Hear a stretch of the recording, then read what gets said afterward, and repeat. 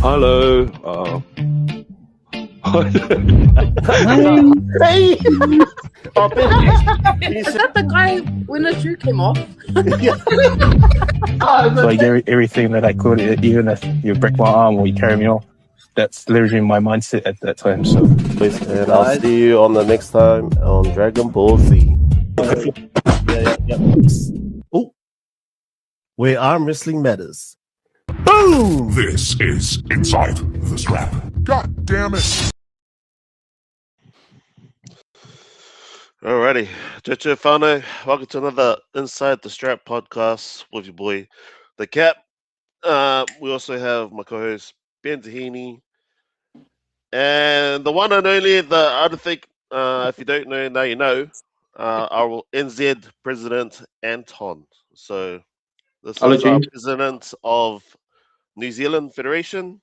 I'm guessing not many people know who he was, but this is the fellow right here. So he's always hiding in always hiding in the back scene of arm wrestling. So doing all the psychological hard work, making it all happen, where no one sees all of it. So hello guys. Thank you for inviting me, and obviously, massive congratulations on this little podcast you guys are doing. It's massive for the sport. You know, all these little chains help grow the sport in New Zealand. So obviously fantastic that you guys are having such a successful little channel going on. Cheers, thanks for that. How you been since Nationals is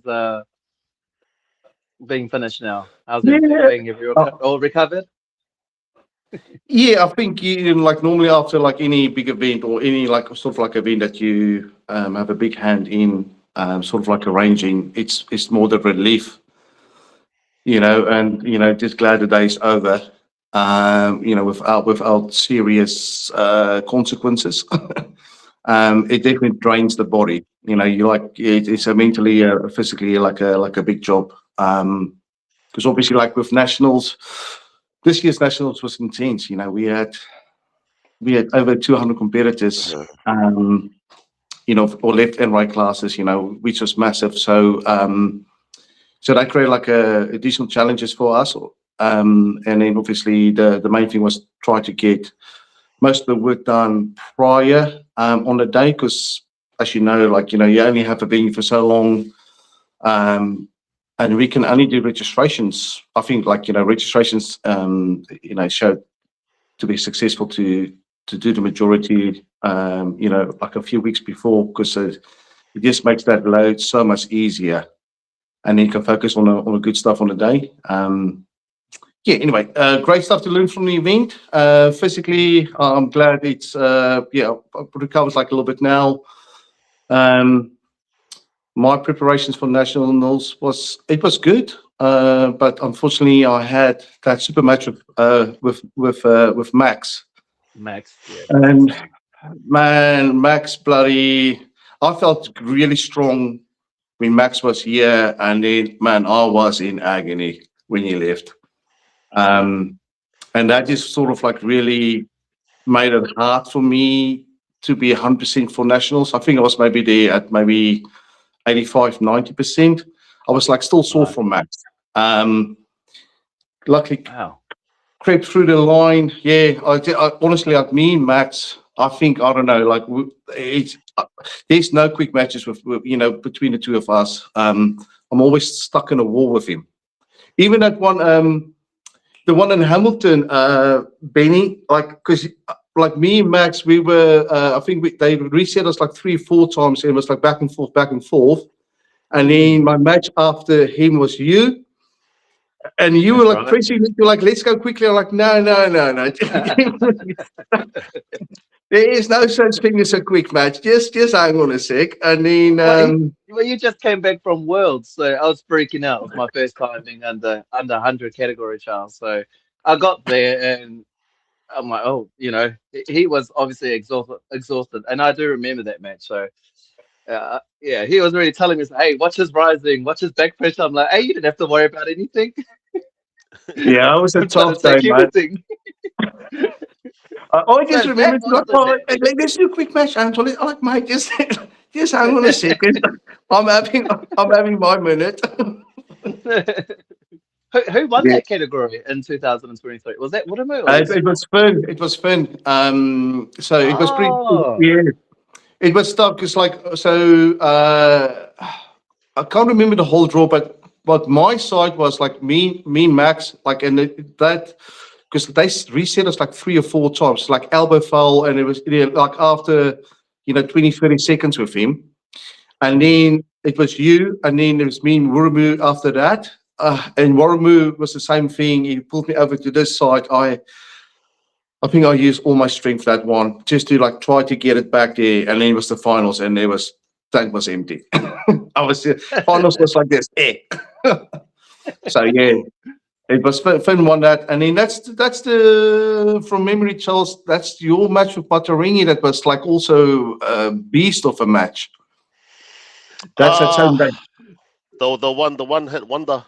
Yeah, but that tournament was good. But yeah, I think that was really that was a tough day. That one, some good matches, but But the level from then to now is short off the roof. So it's actually quite harder now than it was back then. Oh yeah, but it just shows you what consistency does for the community. Obviously, with you guys in place, the club keeps growing. Both plenty, growing. I think actually, like the other day, we started like counting numbers. If we actually have our real full crew here, like we're over 20 people, but obviously, not everybody's always turning up for training. But you guys have a big club. And the sort of like the fundamentals have been sort of like put in place where you have always that fallback where somebody is available or able to push them to like a different direction, and also like ownership. I think because the clubs are taking ownership now, that's why you see the spike. It's no longer we have to wait for somebody to do something. When the clubs are taking ownership, creating their own events, doing these things, which is happening so much more frequently now. You can see all this. You can see you can see the talent. It's coming in. It's crazy how much talent is actually in New Zealand. Yeah, no, I definitely agree with that.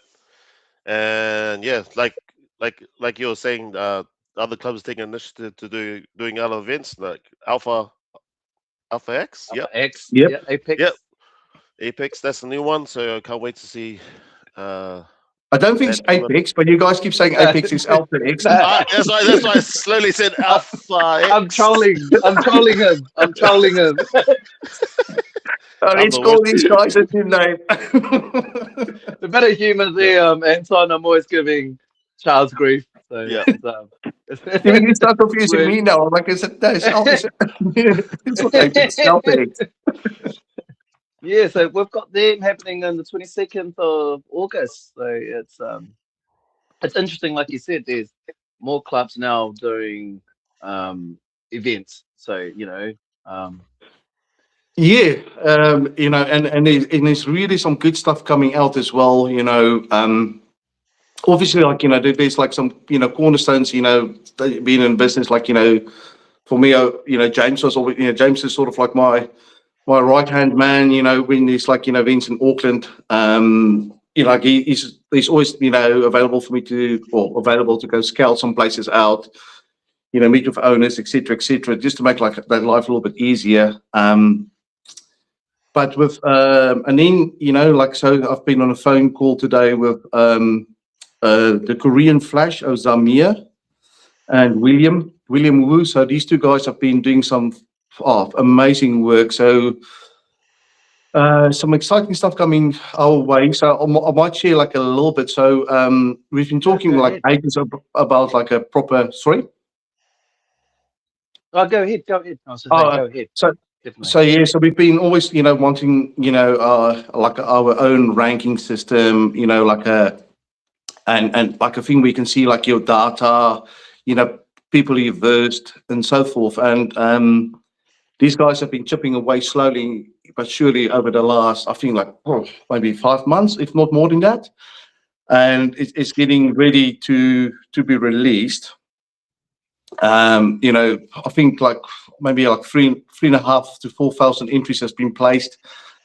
They went through like, because obviously we've lost a lot of data. You know, we've only have data for sort of like for the last 4-5 years. You know, prior to that, a lot of that information was lost. So these guys were sifting through video, video after videos, trying to identify, you know, arm wrestlers, you know, and you know, and capturing the data. But it's such a really great. It's honestly, it's so good. You can see obviously like you can log into your name. It tells you your win loss ratios. It will show, you know, like your sort of like your overall like sort of like ranking, you know, points that you've gained and lost. It will show you, for example, like me versus you, like, you know, it will show like it will show you like, okay, my likely chance of beating Ben is 10% or 5%. You know, it's such a great little tool. You know, like it showcases all these little things. So and this will definitely help future proof, you know, the sport really. And then the other thing is there's going to be like a bracket system as well being that's being developed.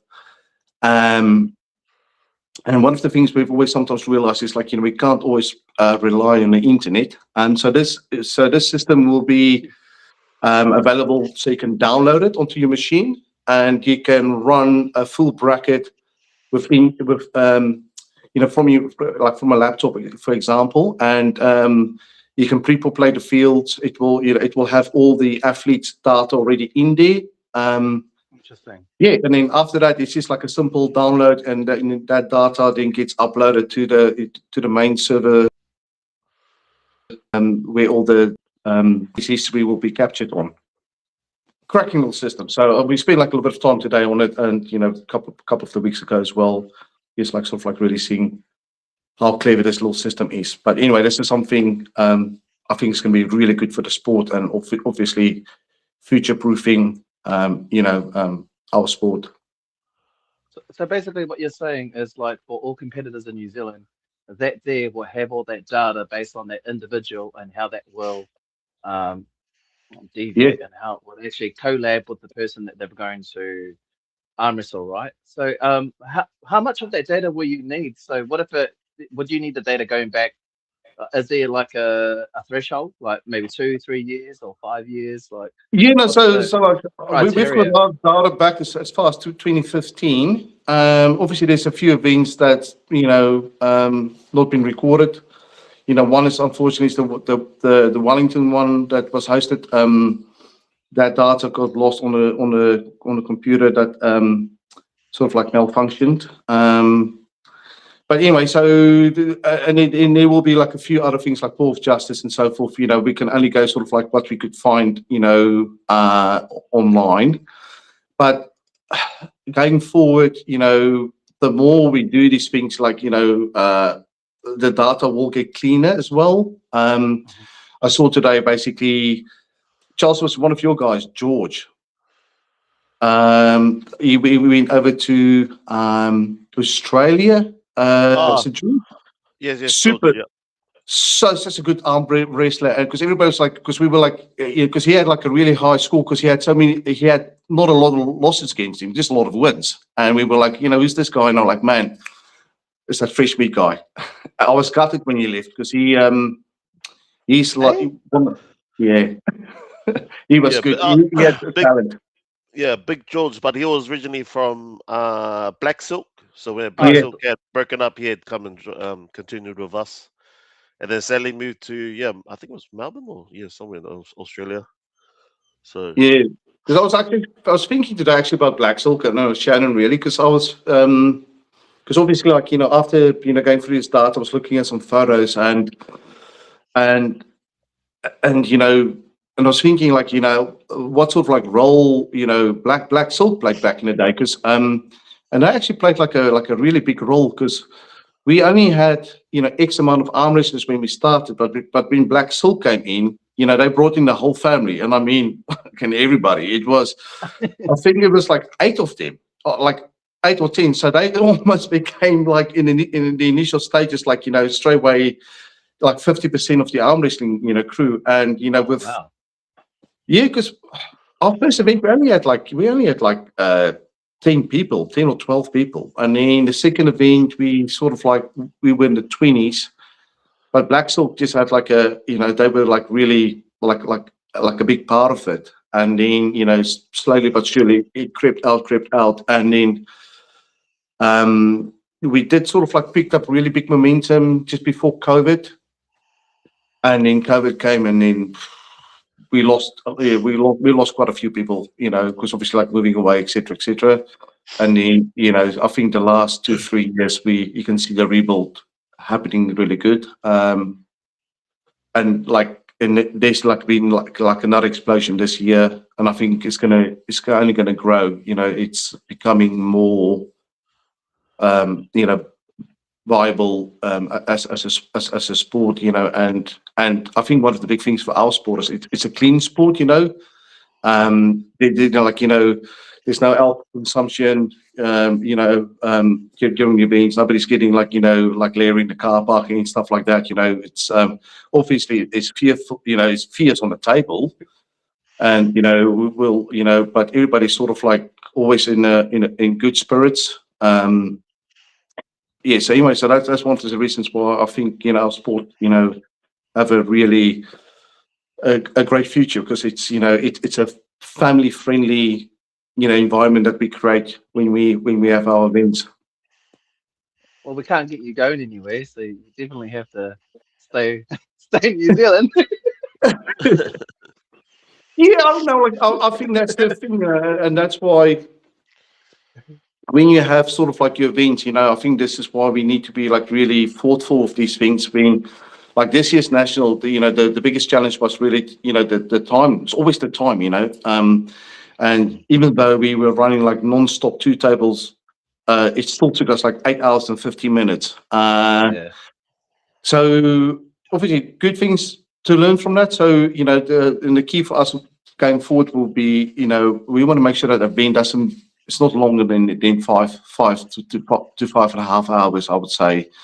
So there's things being implemented now. We'll always make sure there's a third table. But this is where it gets like really important, because like it's easy to have like just to say have a third table there, but in the day you need to have the refs that's available to referee. You need to have the scorer that's available to score. It's all these little things. Otherwise, you lose that as well. So the processes are in place where we are getting more referees involved. So for last event we had 12 referees that day available, which was great. So and we utilized all 12 of them. I think we have to increase that circle. There's a few ways we will go a little bit forward, more in detail, where each club will have this simple. They will have to have at least 2 to 4 referees, at nationals. It doesn't mean they have to ref the whole day, but it's all about that rotation. And also, like, if you have referees in your club, then, it just becomes, you can only be as good as you know the rules, So those little things will just make life a lot easier for everybody else. But yeah, anyway, so that's where I think we will really see ourselves grow, is when we, can keep a time, for event underneath 5 hours, because then you keep the family happy. And if the family is happy, you can come next time and arm wrestle again with the family. So what's your suggestions then to have more, obviously to go, because we did have this discussion probably we've actually spoken about it in a few episodes on how to have the day go more proficiently, in terms of just only having 2 tables, because it was a debate between having 3 to 4 tables. It's like you said, it goes on for 8 hours or 6 hours, and it's that could be a smooth day for us, but it could be quicker, like you said. But then it comes down to having referees, etc., as well. So yeah, exactly. We'll have those challenges, but the other thing is, like, I don't really think a 2-day event is quite right we're not there yet. But you know, the problem with that is then the 2-day event will be going quick, but then you lose that whole atmosphere. And I think we still have that. You know, we're definitely small enough to have it. So I think we just have to really that initial period where registrations have to be done. Say example, like our event will be the beginning of September. Then we'll make registrations open for August for the first and second week.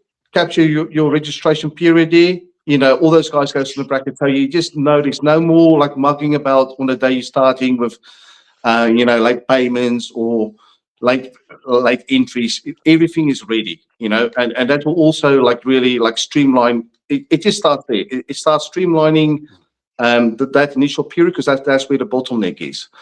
And then, so if you can start, for example, like 9 o'clock. When you say you're going to start 9 o'clock, you can run your youth classes first, and then you can start like which classes you sort of like have to run, and that will be depending on the referees available. Because obviously, if you have heaps of guys in a 90 kg class, for example, then it will be like a little bit difficult to run that that sector. So you have to try and balance it, and that's why it's going to be important to have referees in multiple weight classes.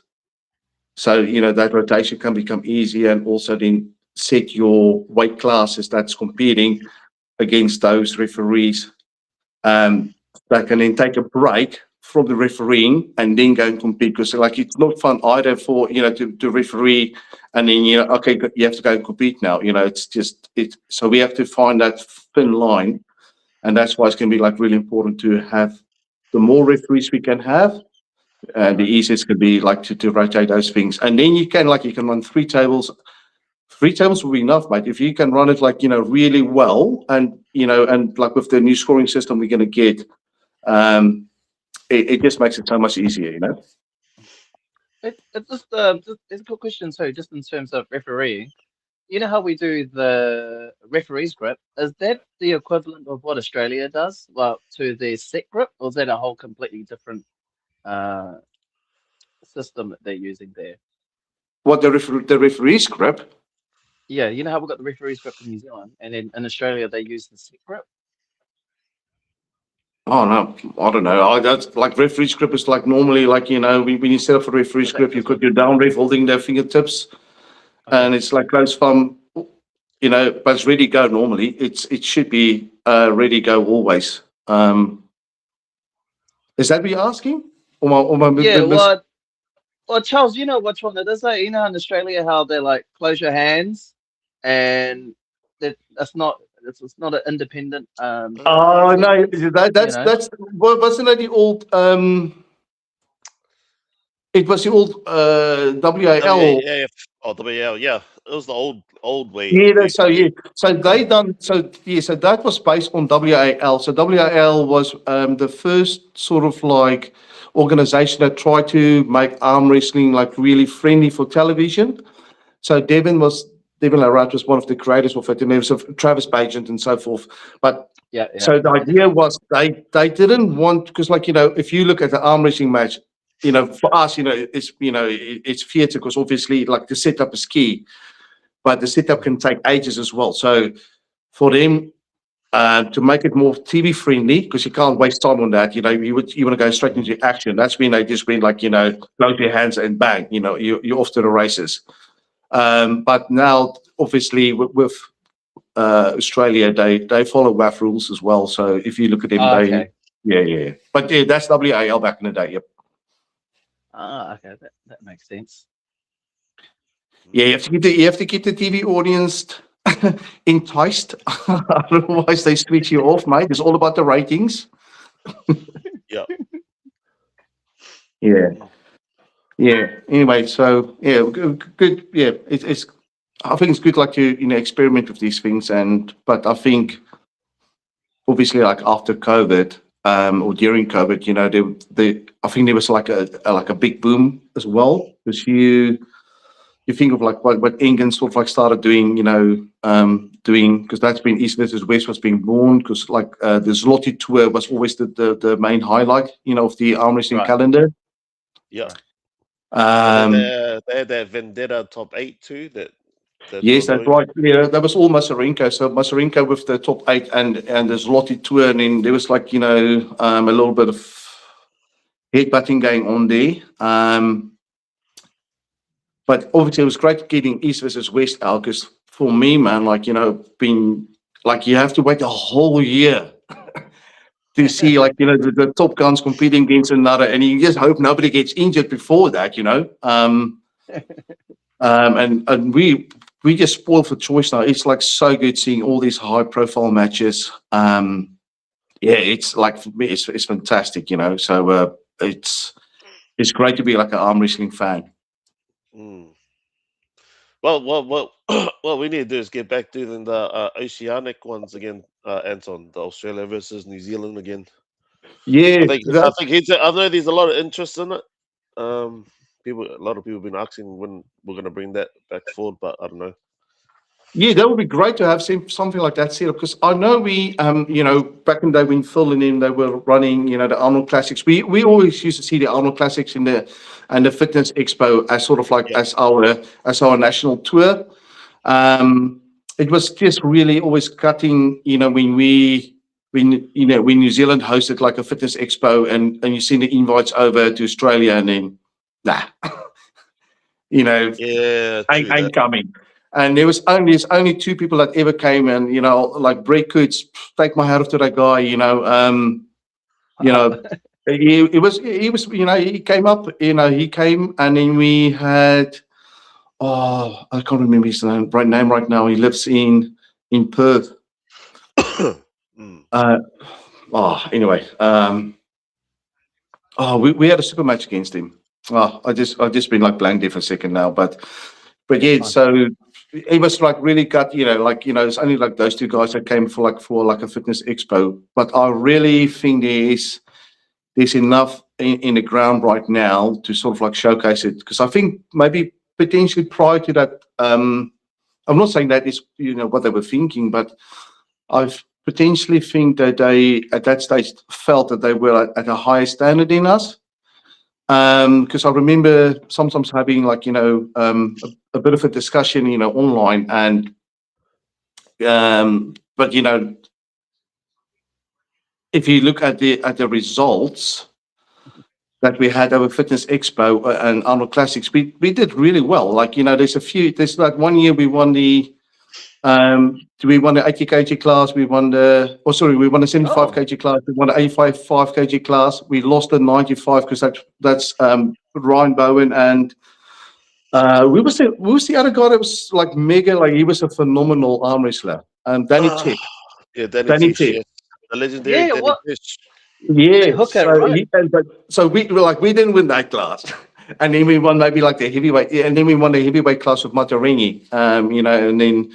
Did we win the girls one too, or no? Oh, yeah, and the girls, of course, yes. That was insane, So I always like remember that, because like when I had a discussion online, when they were like, "Oh, you New Zealanders, you guys are, well below our ratings." I'm like, I don't think so.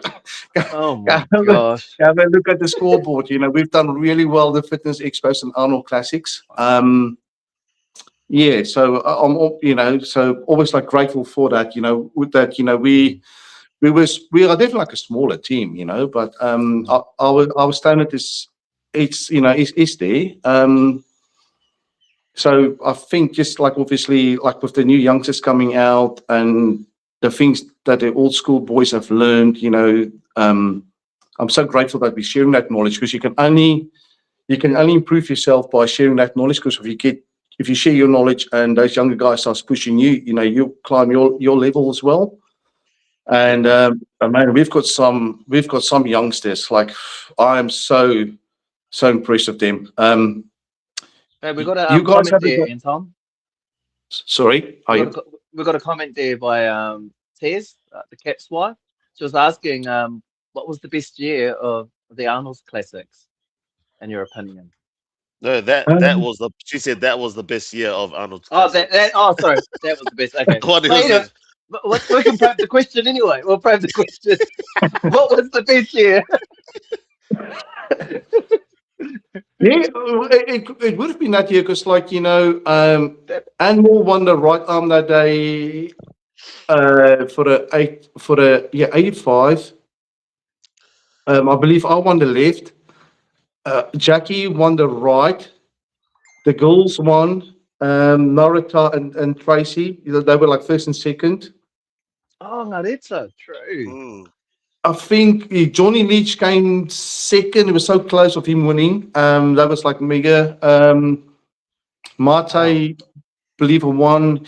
Yeah, so it's just like I think there's always like such many good results that we had. Like I remember when Jackie Lawrence started making his when he started bursting out of the seams, when he just went like not AWOL, but he went like sort of like Hulk mode, because he was always sort of like an average puller, and then he went away. I think that was 2017. The one at what's that Auckland place? Flying Mowers. Oh, I think yeah, that's the first time yeah. I seen Jack pull, and he beat Peter. And that was insane because Peter never have lost a nationals, because I remember because Peter was going on about like he's never lost a national championships before. And Peter was by far like the favorite, and Jack turned up that day. But I've been hearing that Jack's been like, because like I've been hearing the grapevines that Jack is getting mega strong. But just before I get to that story, like, so, because like Jack used to weigh like over like, I think it was like 110, 115 kgs. He was a big human. Yeah. Jack, I did see that in one of the old Auckland videos that were put up like back in the day. Yeah, so bigger, he had long hair too. Yeah, so Jack used to train with us at the North Shore, and the same with Josh Burnett, because Josh Burnett used to train out of Rotorua with Matarangi. And then obviously we like Jack was our boy versus Josh Barnett. And then obviously that was like a big super match we had. It was sort of like between Auckland and Rotorua back then. It was sort of like a bit of bragging rights. I think Jackie won that day. I'll say that. I can't remember, but anyway. But then Jack just been missing. Like, we didn't know where Jack was for ages. And then he came back, and then he was not 115 Jack, he was like, 80 kg Jack, or 75 kg Jack. I think he was in hospital, like, I think he was in a car crash or something. He was like in ICU for a really long time, so, dang it. And then anyway, like this new Jack came out, and you're like, holy heck, this guy is insanely good. And then he came out today and he beat Peter. And we all thought like it's maybe an off day for Peter. So we arranged in a super match for Jack and Peter like a few months later at the Fitness Expo. And then Jack came and he clean sweep 3-0. And you're like, how the heck? And that's when you just realize like Jackie is just now, like, and that was Jack Lawrence, mate. That's how he kept the door open. And Anton, is it the Peter who came to nationals? Yes. So Peter then competed for like a little bit more. And then I can't remember when Peter sort of like just stepped aside, but that's quite a long time ago now. Like okay. Maybe 2018, I think 2018 or 19, he just sort of like disappeared from the scene. I think he was going through his own little things in life, and then obviously he got married and got a kid, and but yeah, he's going to try and make a comeback. Great arm wrestler, so much knowledge as well. I just don't know if he was training, but it's always good seeing these all guns back in a way. But a lot of knowledge, Me and James and a few others used to go to Peter back in the day just to get some inside scoop, to do like a special hook, or to do like a certain move, just to like really get more experience. Because when we sort of like started this, it's sort of like what we learned from one another, and watching a little YouTube video, and then how do you do that? Where when Peter came over. This is a guy that was from SA, multiple national championships there. He also went to the World Championships in Italy. I think it was Italy, he said. But he knew he knew the trade really well, and wow. And he just sort of like helped us sort of like set certain things sort of like in motion or understand certain movements a little bit clearer. And then, yeah, then obviously, yeah, then you just go with it, really. Got coming from Caleb O'Brien. Good to see ya, Anton.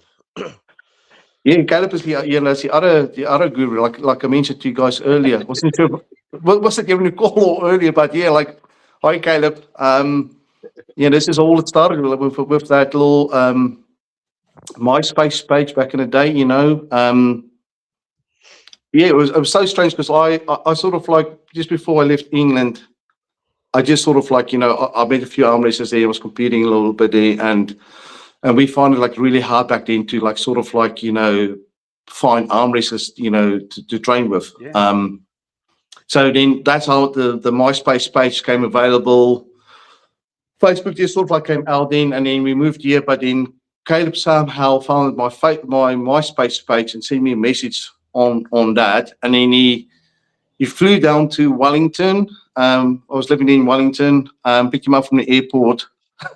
Then basically at the airport, I bloody threw my ticket away.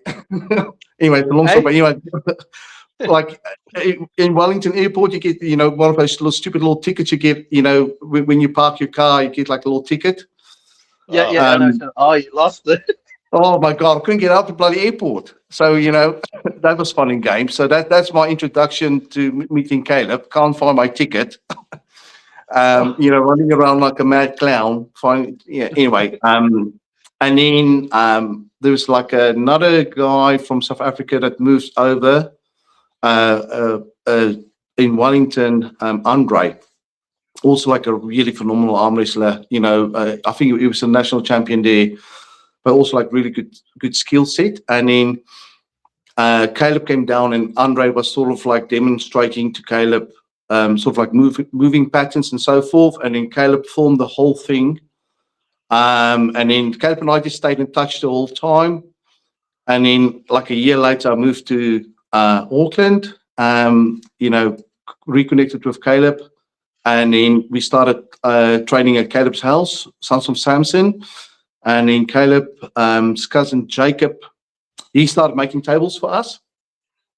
Like, you know, 1 and 2, like, you know, so we can train with. And then there was another 2 fellas, Nathan, I can't remember the other guy's name, but anyway, it was sort of like a four-man crew that we had. And we just started like sort of like training. And then obviously during the training session, I was like, man, you know, obviously training is brilliant. Love training, but you know, what are we training for? You know, so it's like, obviously we need to train for, obviously to do something with it. And back then I was studying, but I was working on the weekends at a bar. And the bar back then, they said we can host our event, you know, at the bar, which was great. And that's when we had our first event. So, and there was 12 people at that event. Maturini was one of them. So Maturini, Mons, and then I think it was like another 2 guys from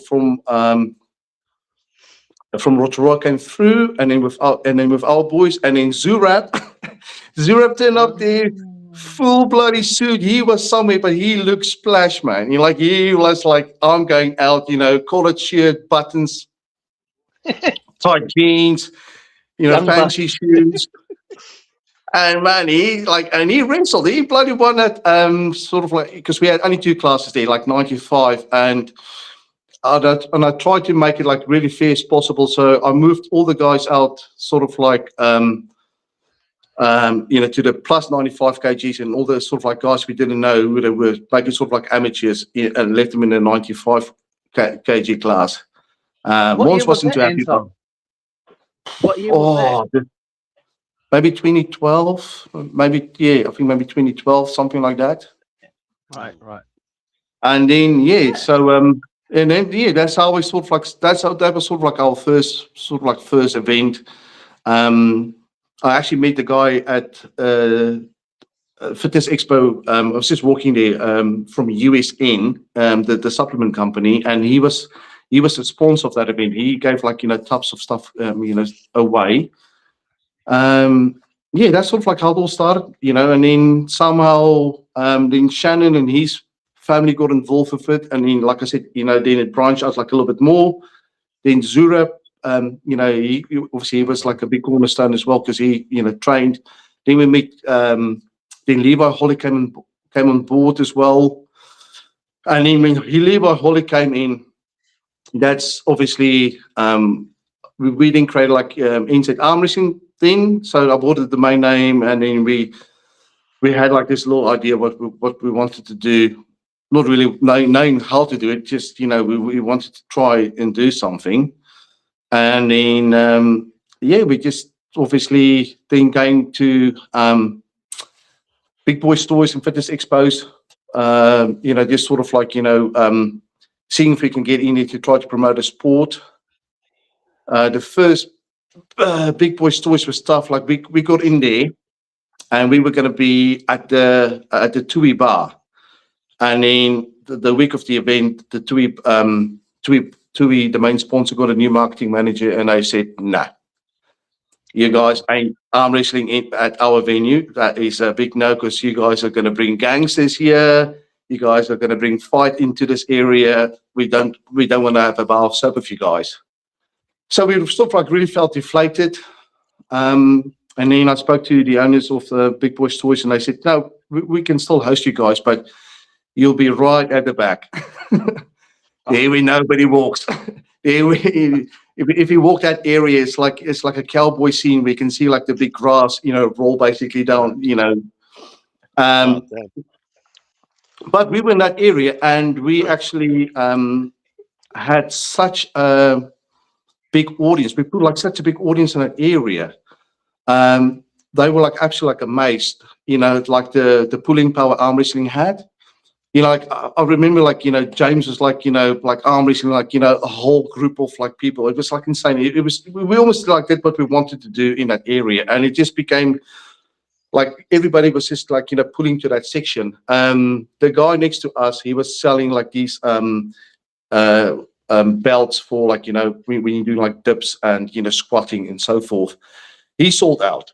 He was, "I love you guys." He couldn't believe, because there was just so many people. And then after that, Big Boys Toys, for the next 4 years, we were at the main sponsor. We were in their booth due to that event. It was insane. Like we just like really showed our powers, because we were 1 year was our Rocky, the Mother Energy booth. I don't know, but anyway. So, and then obviously Big Boys Toys sort of like faded away, but like that event, it just really showcased to them like how to build an audience, and arm wrestling can do that. Yeah. Actually, in saying that,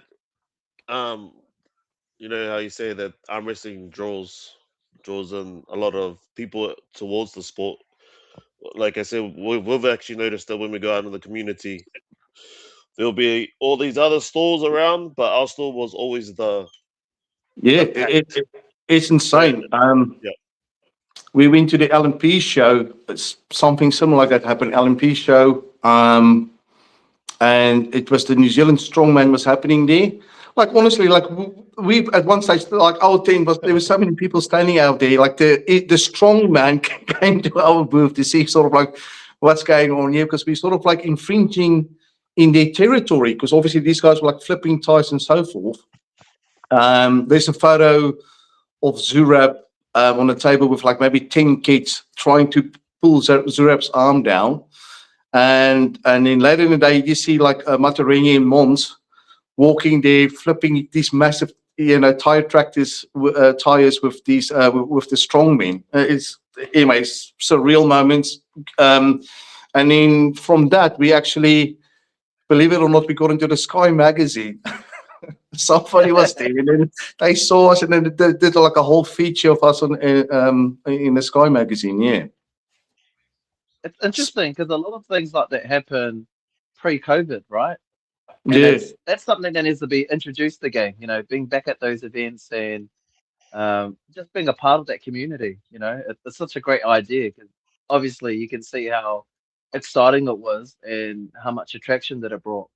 Not just from the arm wrestling community, but from non-arm wrestlers as well, coming from different types of sports. Yeah, So. this was so sad this year of meat stock, because like obviously meat stock, we had some really good plans for meat stock, and it was gutted when they, sort of like heard it through the grapevine that that they've pulled out of New Zealand, because meat stock for me is sort of like almost what Big Boys Toys was, before it became just all about cars, because I think they lost that edge.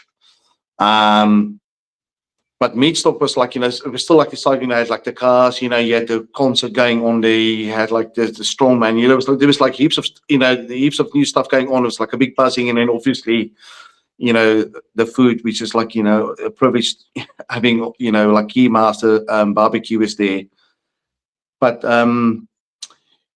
I really like the idea of like setting the New Zealand versus Australia thing up. That will be like, I can see that really going. And then obviously there's so many things that you can sort of like do. And like we have so many arm wrestlers now in the South Island as well, and they did phenomenally great at the at nationals. I was like, man, like they owned so many classes: 75, 90, 80. They were in the mix for the 110 class as well, and the opens. There's some big boys there. So you can almost start, looking potentially setting up a North Island versus a South Island. We can have, say, example like regionals, etc., and then top 8 from the North Island will travel down to the South Island 1 year, and then the same, for those guys. But the cool thing is you can then have those regional challenges. Because just to get, again, like, get those guys out, and then you can do something like alongside of it where you can have a potential like an amateur, event. So you can get like, more newcomers coming in, and then you just have like sort of like a group of, who you think will be, representing the country, like, and then so that make that sector a little bit smaller. So it's not such a long day. There's so many opportunities out there, but obviously the key is, don't run before you can walk. So I think the fundamentals with this new app coming out now, I think once those things are available, so many arm wrestlers' eyes are going to go like, wow, I didn't realize how much data you guys have on us, and and how cool it is. So I can track all my win, my losses. I can see, it's a really good insight as well into sort of like your history, and all these things. When they start working together, that's when we, things are just, you will excel in the sport. So it will be important to have that ready, and then obviously, like I said, that's when we're going to go and try and get these events up and running. Nice. Yeah, that regional one actually sounds quite interesting. Yeah, good. How cool it will be, because like, how big is Auckland? Like, you guys have heaps of arm wrestlers. You can do your regional thing, like potentially like over like 4 weekends. So by the time you like, say, yeah. Like having the Hurricanes, Crusaders, and the Auckland Blues. Yeah, exactly. So you can because you can trim all those things down, because it doesn't need to be like massive, because even day travel is like a big pain for everybody, So initially, potentially, you can say like, let's make it a little bit easier for everybody. Where Wellington, like, and this is where that ranking thing come into place as well. Like, you guys have, say, example, you can say like, okay, you have to be in the top 20 or top 30, to be like, to be considered, representing your region. And then you have your regional competition with those guys, and wherever your club think they can be those guys, and then you get your sort of like your top 2 or your top 3, and then that's how you make your regional team up for the North, and then the same for the South, and then it's showtime, which will be great. But there is just so many opportunities here. It's great to have them. Yeah. Because what's South Island got? They got Dunedin, Christchurch, and Invercargill. Invercargill. Yeah. Otago. Yeah. because Christchurch is quite big, and then the Invercargill group, I think they about 10 people. They were saying Dunedin's also like I don't know how many Dunedin have, but I think they've got like maybe like 8, if I think correctly here. But they're growing as well. Like but obviously Christchurch is where the majority of them are competing at lives. Speaking of events, when is the Bay of Plenty tournament happening? I know the date. I don't have the specific date, but I know it's around September. It will be in the beginning of September. Just have a look on NZ Arm Wrestling. It will be on the homepage, and then it will so nzarmwrestling.co.nz. That's the website. So it will be on the homepage, and it will also be underneath events. I believe it's the 4th of September. It will be on a Saturday. We've got a cracking venue. Oh my goodness. John Newman found us such a cool venue. It looks like Zeal almost. Same setup, same with the lightning. Just just way more easier parking. And then obviously, so free parking, food shops close by, just around the corner, like a sushi shop, and then there's like a little another shop we can buy fast food and fresh food from, and then you have the venue, which can that's the old post office now, but they've converted that into a church. But so you got 2 massive big screens. You have the lights done. You can change it to like any light. You've got, I think, like 200-300 seating in there, if not more than that. Just a phenomenal stadium. Sort of like a venue, not stadium, but venue. Talking about stadiums, I would just say this. So that guy from the flying mower, one year actually built a stadium inside of his bar when we were competing at a national event. So he got like some scaffolders, and they built sort of like a stage, like a venue will have, inside a bar. So it was crazy. It was definitely something to see back in the day. And that you can register online now, Anton, for that Bay of Power? Yeah, that's open. Yep. Yes, that's open now. So nice. Okay. Get your registration nice and early, so we don't have to hassle the whole registrations later on. Yeah, it makes it easier. Definitely. Yeah, makes it easier for sure. Yeah, great venue, free parking, and it's in the middle of Tauranga, so it's nice and easy, accessible for everybody. Nice. All right, but there was a question from. Hold on. Let's go back up. Holy moly, who was it? Was it Caleb or something? He said something about if you prefer ready go or just go. Oh, it's such a tough one.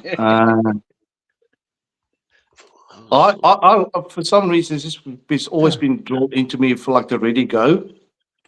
I know, everybody goes you react like we could before that, but I to be honest, I don't really have such a big preference for, I'm so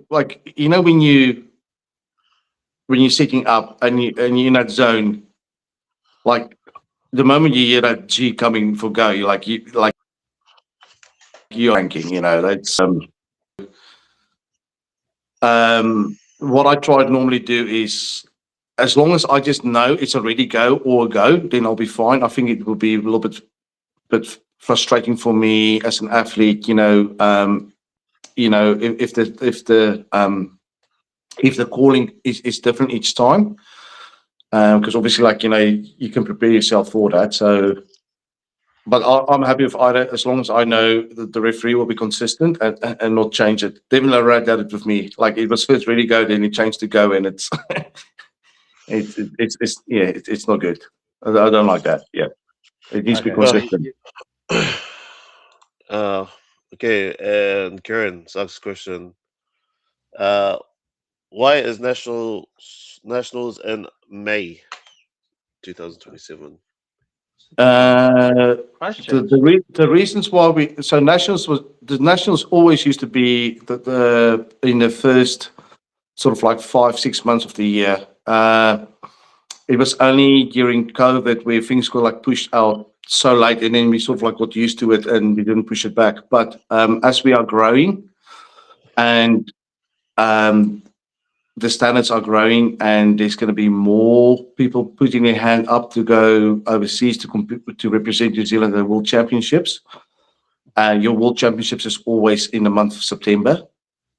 Hence, you want to do your nationals at least like May, not later than June, so the guys can sort of like come down again and then try and peak for the World Championships. And then also it stops that argy-bargy, because if you say, example, if you have it like late in the year, there's a lot of periods that months that has to go past before you go to the World Championships, and as you know, this game, like 4 or 5 months, a lot can change. So just trying to avoid that uncomfortable, nitty-gritty talks. So it's just fairer making it before, and then obviously your top two get preference first, and then it goes down the line.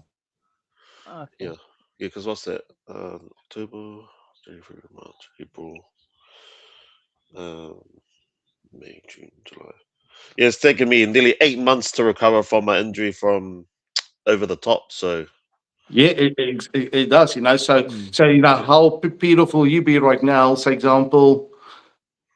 So, but in your case, it would have worked out perfectly, because you would have had your nationals in September, and then you have to wait, or for example like November, and then you have then you're coming all around for September for for your nationals. But for the guy that was ready to fire, he missed that, because yeah. So and also you never know what can happen. Like somebody can just I don't know. The period, like you just have to make sure that you in that bracket where you have the strongest possible arm wrestlers available to represent. Yeah, it's a bit. It's always how it's been, but yeah, it's just like I mentioned during COVID. That was brought up into this one of our podcasts.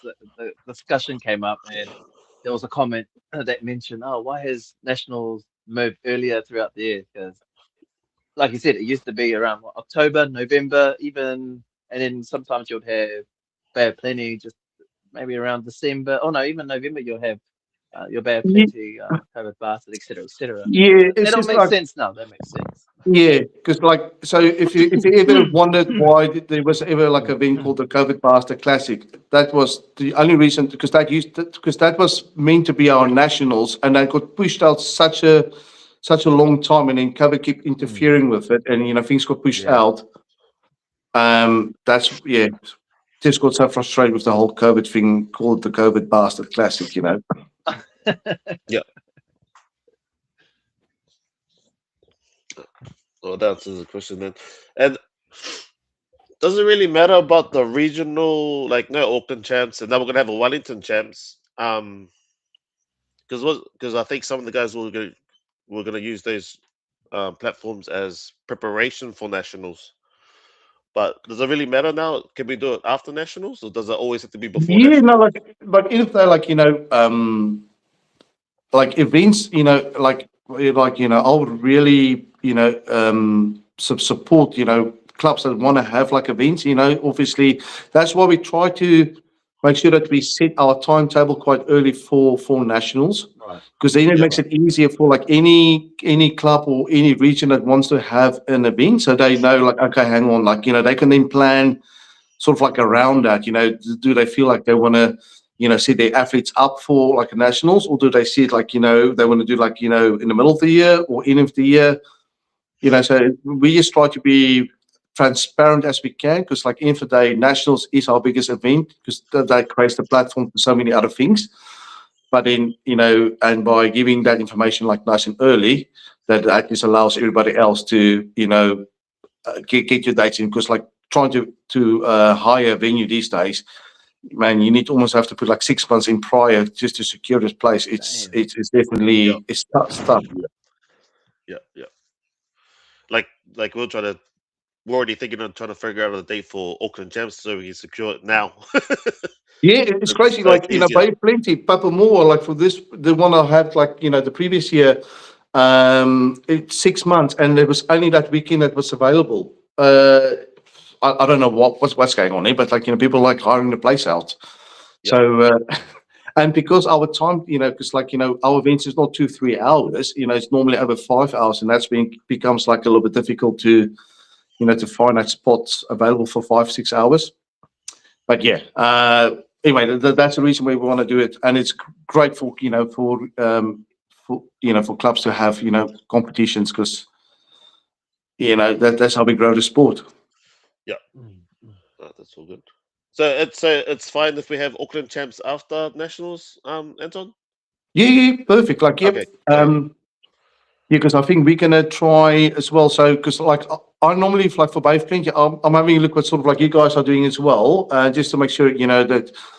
So we'll tend to try to do something like later, like after you guys. But I've seen like December normally, like it's not a good time to run an event. Like I'll say in New Zealand, potentially like November is like your Last maybe month. the last month, but yeah, December the wheels are coming off. Yeah. People like or I we need a can take a break. break. Yeah, and then you can have your mental preparation, I guess. Before Yes. Because next obviously, year like roll over. yeah, because December just comes with like a lot of things. People are like thinking about Christmas. That time off with spending with the family, and we never want to be in a position where you sort of like hinder that block. So we try to be like sort of like conscious of the the importance of family. So hence we try and do things when it's available for for everybody. All good. Any updates with the New Zealand team going to Japan? Do you have any? Yes. So yeah, I'll send this. Yep. So we've got a couple of guys, but I'll send this week just confirmation, because we have to get our registration in for everybody going. Because obviously they in August the IFA registrations open up. So the moment our stuff is, because I want to try and get our registration to Team New Zealand, all the information in. So 1st of August we can submit our stuff, and because the sooner you submit your things as well, you get like a normally like a earlier space slot for your weigh-ins and registration. So the sooner you do it, the better. Otherwise, you'll be like me and John Leach, and you rock up there 8 o'clock to register as a team, and you only get help at 5 o'clock. There's a whole day just sitting there and watching team after team going in. It's brutal. Yeah. And then same because I think because Mark is looking up. There's a few other people going to WAF in India. So Mark he will be looking after those athletes. Yeah. So some going to WAF. When is yeah. that one? So that's very similar time frame as IFA. So I think they're like a week apart from one another. So obviously WAF is in India. India, yeah. And in IFA will be in Japan. Yeah. So we sort of like follow the Canadian federation structure right now. So we still, like, our legion is with WAF, because we haven't signed anything to say we don't want to be part of anybody, because that's what Canada has done. They have just said, because there's two governing boards right now, they just sort of like this own. I think I don't know what the term is, but basically they just withdrawn from WAF, so they leave the responsibility on the athlete. So if that athlete wants to go to WAF, that athlete goes to WAF. If that athlete wants to compete in IFA or IFA, that athlete goes that direction. So they leave the direction up to the athlete. So and we've now sort of like incorporate like a similar model where the athlete will decide where he wants to compete, which I think is fair. If this is it's your life, you can do exactly what you can decide if you want to go left or right. So yeah. Anyway, so this is where we sort of like are right now. Nice. Sweet. So you're not And then binded to any one thing. I think the other question is, can anyone go to the worlds, or do you have to be placed in the nationals? In theory, yes, anybody can go, but like because obviously for us, it's always like a funding problem, because things are expensive, and we are like really far, from like the mainstream arm wrestling, countries. I think this is why Japan is so appealing to everybody this year, because it's nice and close.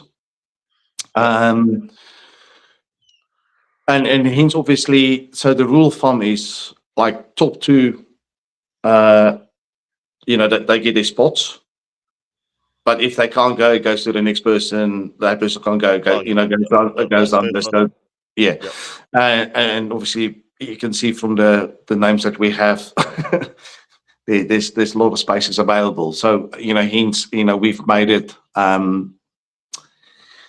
In our group chats, we have said to those guys, like anybody that's potentially want to compete, obviously put your name in there.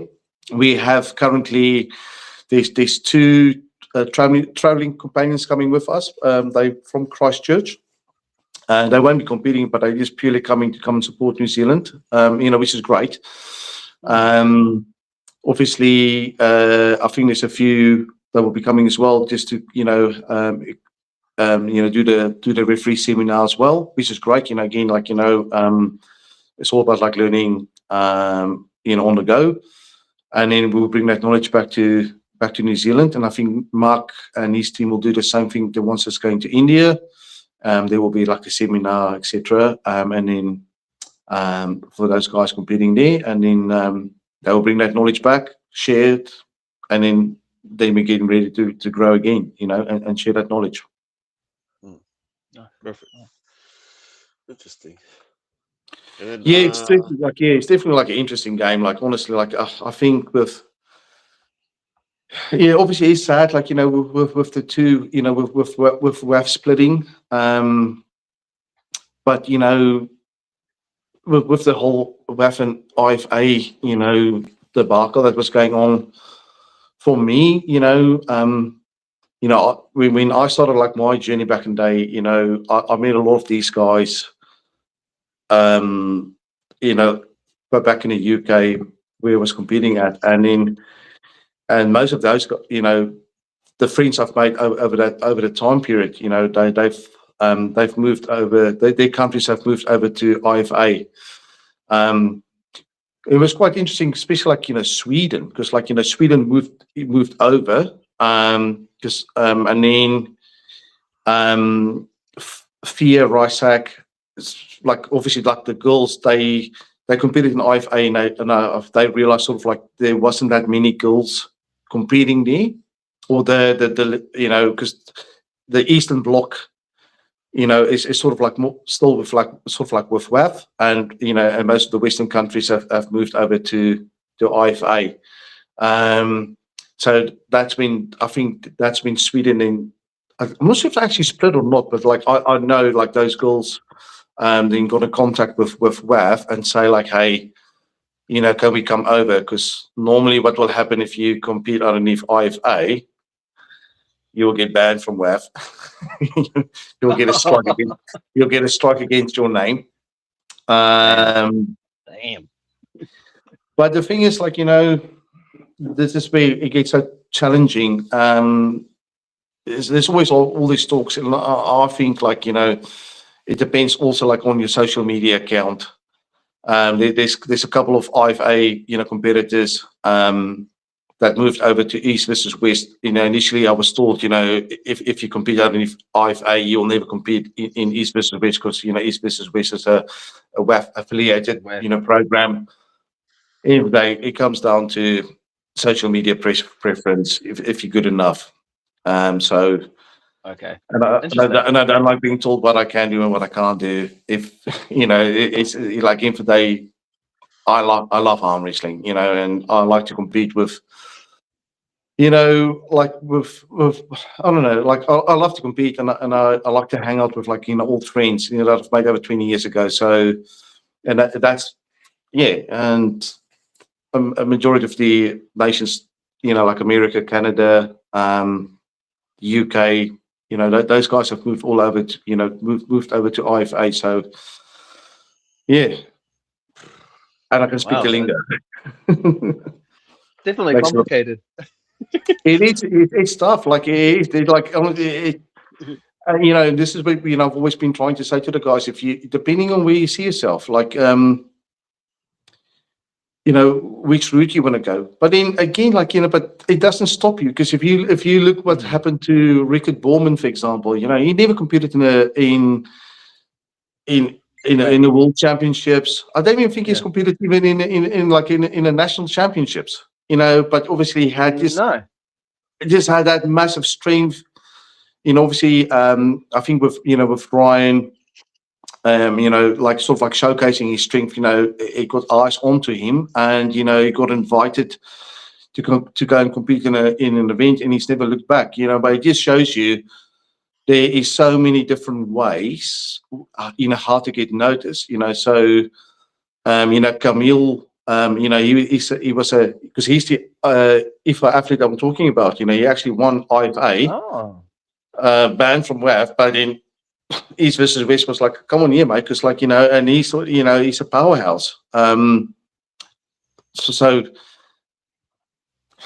it's definitely like a hard challenge, but the biggest thing is just as long as everybody's transparent and knows exactly what's going to happen. But that is what's going to happen. If you go to an IFA event, you are going to get banned from WAF. If you're going to go to a WAF event, you won't get banned from IFA. The IFA is all about for the love of the sport, really, and pushing it out. So yeah. Oh, interesting. Yeah, yeah. Hopefully, I will. Yeah. Anyway, it's definitely interesting. But I hope this like my focus really isn't too much on that. Like once you get like to like I'm old now. Like I'm 48. I'm not old, but 48. Like things hurt for a long time longer. Like my match with Max, for example, like it took me so long to recover from it. I wish I was. Like Max was back training, I think like the next week. I'm like, mate, I can't. Like I was just in agony. It took me like a month to sort of like get back. And like the thing is, like, you don't know how much time you've got left. You can pick up an injury doing something stupid. Like I set up balloons. That's how I ripped my arm by setting balloons up. How crazy is that? And that's now. I missed 25 nationals right arm on it, 26 nationals right arm on it, for putting a pin into a wall. Stupid stuff happened. So I think if you have an opportunity to go do something with arm wrestling, just grab it with both arms, because you never know what's going to happen, because tomorrow something else is going to happen. You're going to do something silly. Right. So I just live for an opportunity, because I know there's a big push right now for arm wrestling to be part of the Brisbane Olympic Games, and potentially it can get in there, but that's 10 years away from us. 10 years away from us is a long time. So it's more like these young guns that's gonna really repercuss from it, and as long as we can share our knowledge and get the younger guys through, they are definitely going to benefit from it. But for our old dogs, mate, like that's why I'm not really too concerned if I get another strike against my name. It is what it is. I'm going to go and compete. I'm going to go see a country which I've never seen in my life before. And I think that this is sort of like how I see like a world championships. It's like an opportunity to sort of like see something or to explore something, and then obviously to compete at a high level. It's still like a high level event. You have Poland, Slovakia, Bulgaria. That's the other thing, like Bulgaria in Greece.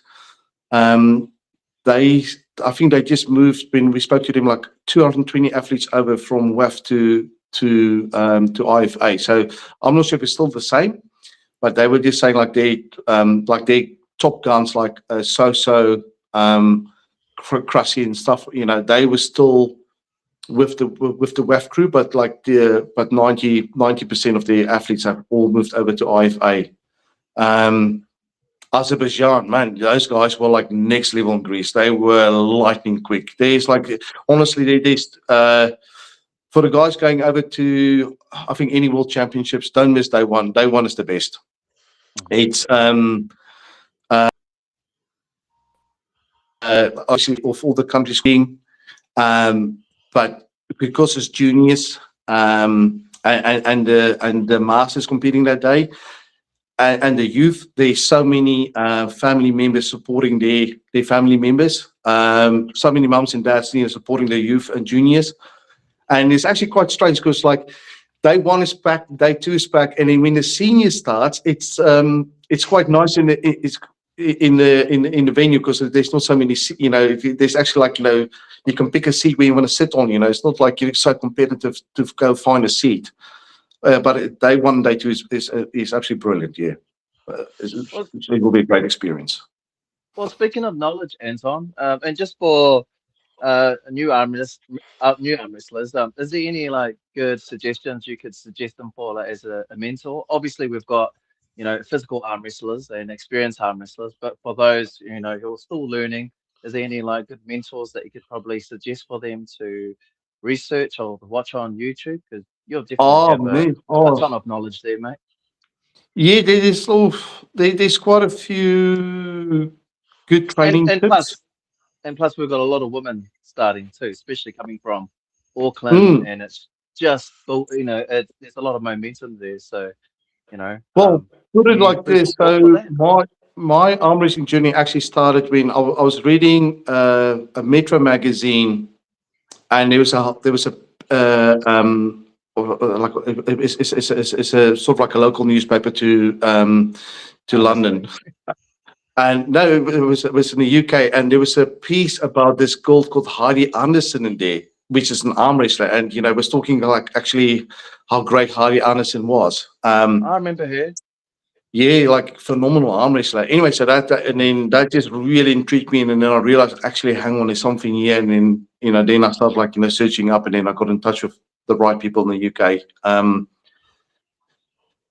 Like for women, definitely look at the Swedish girls. They are like phenomenal arm wrestlers. They great advocates of the sport.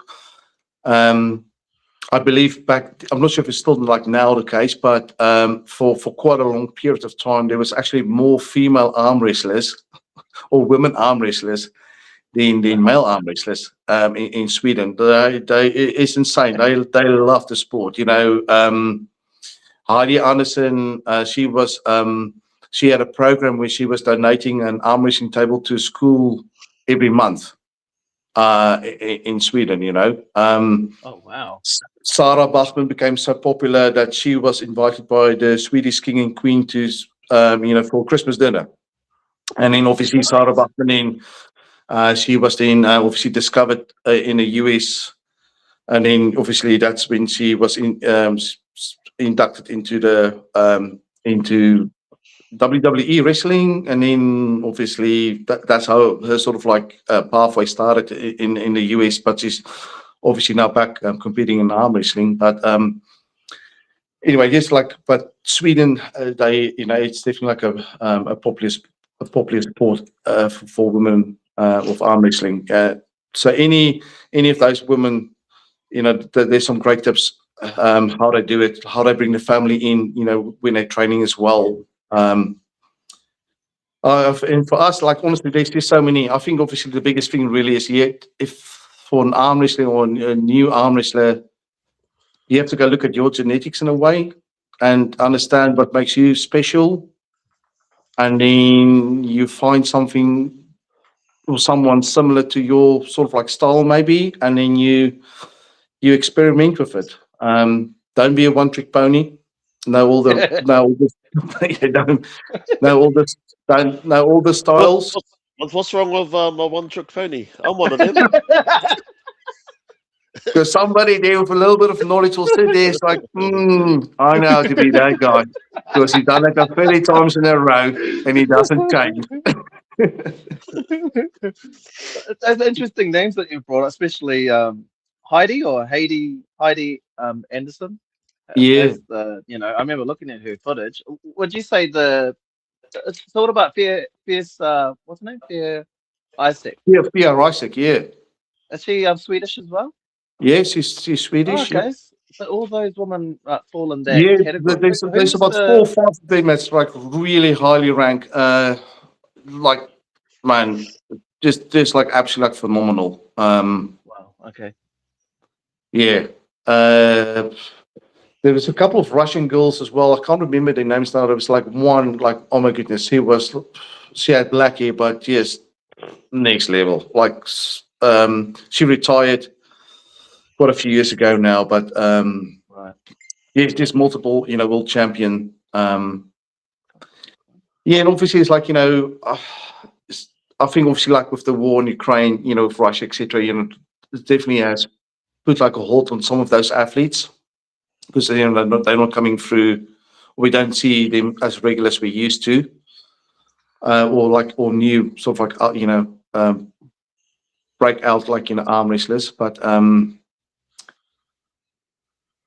but Swedish, I remember like even like Ukrainian girls were like really good. But yeah, anyway, great looking, gorgeous looking. You would think like an arm wrestler. If you look at you can't look like that and then like You can't generate so much power. When Like how? your wife watches the podcast, Anton.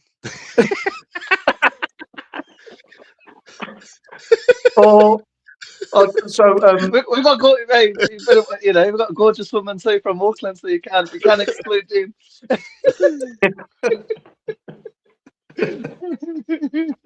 I'm not going to say anything more. Going to give myself in trouble.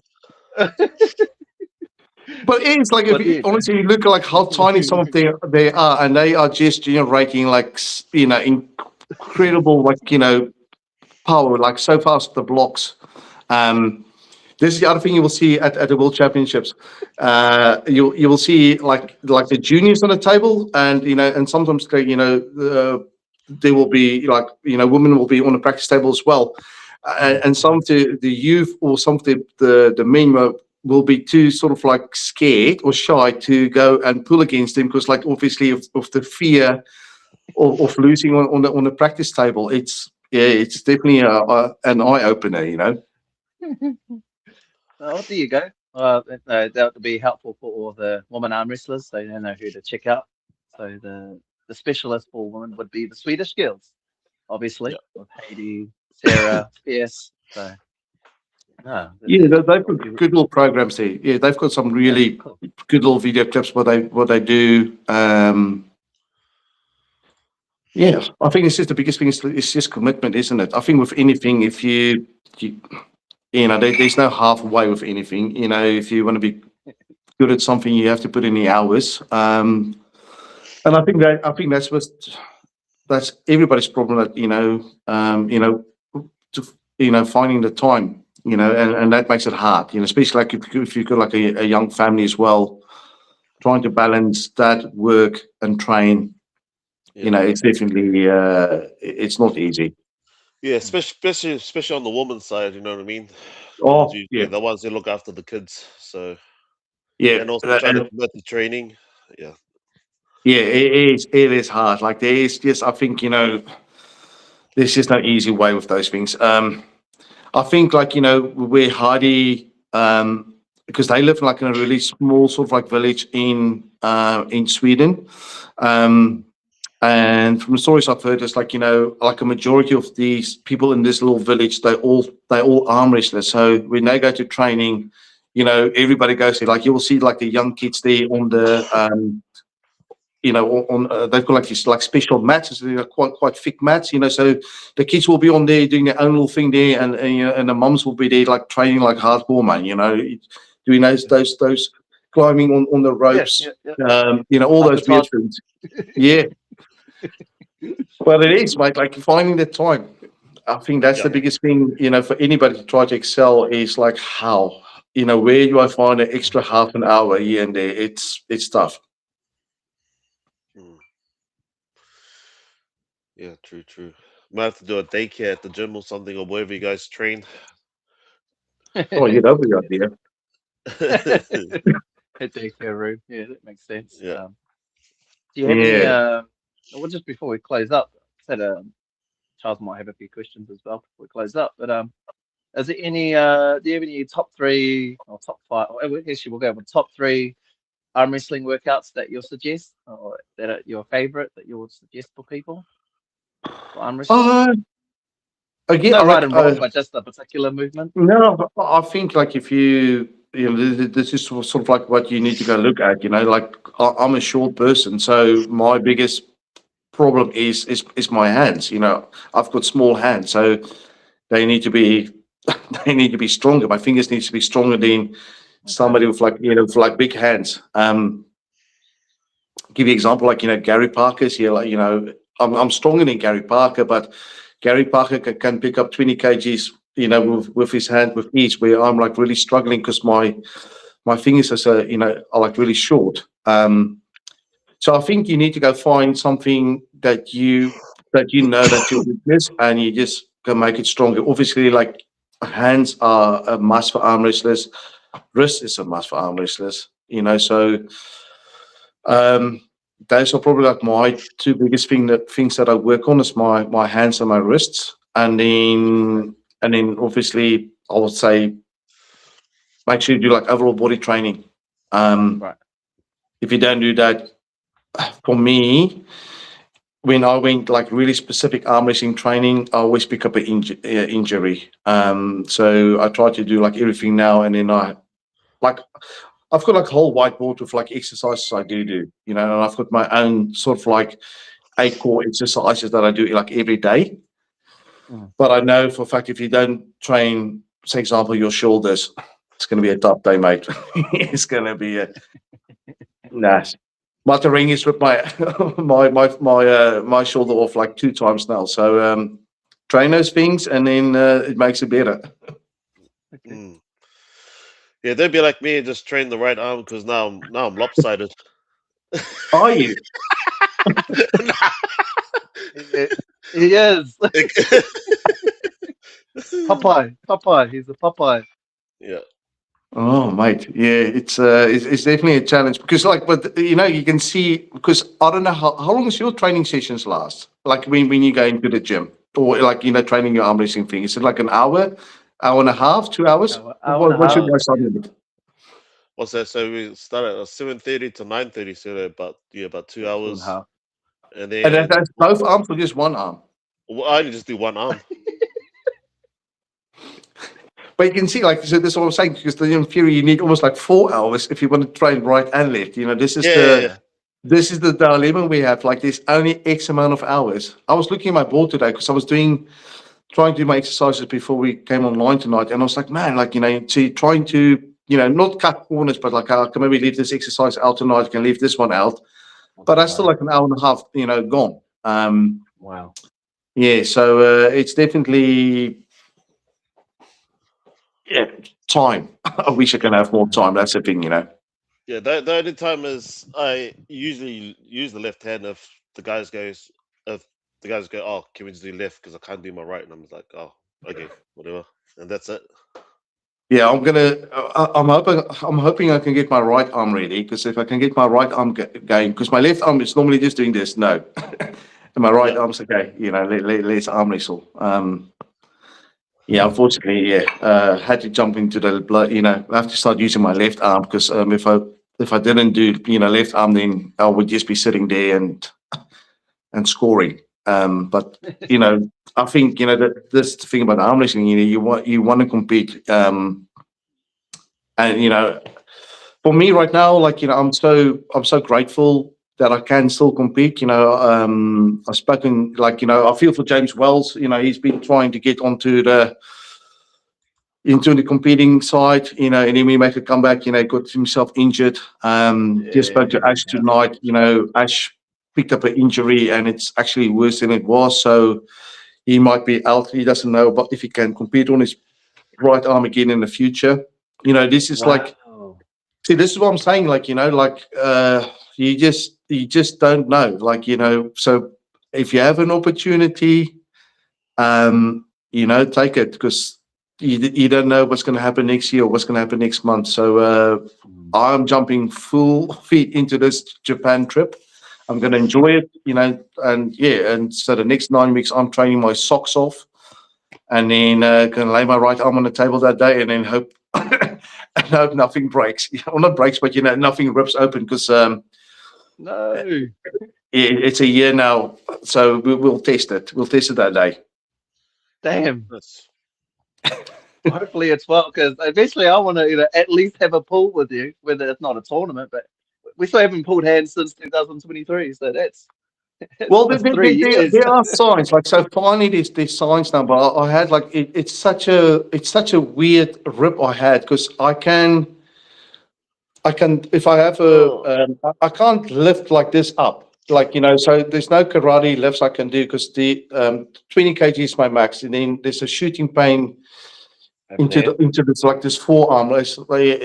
It just doesn't want to budge, and it's like a severe sharp pain.